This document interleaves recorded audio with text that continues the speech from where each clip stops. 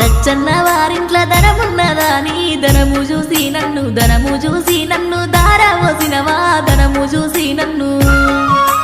దచ్చన్న వారింట్ల ధనమున్నదాని ధనము చూసిన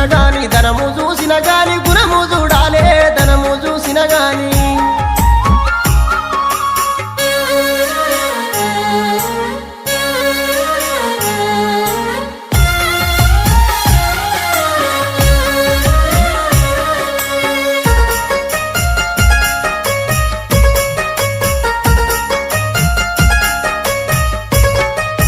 నల్ల వంకాయ కూర తిన్నావా తండ్రి నల్ల మొక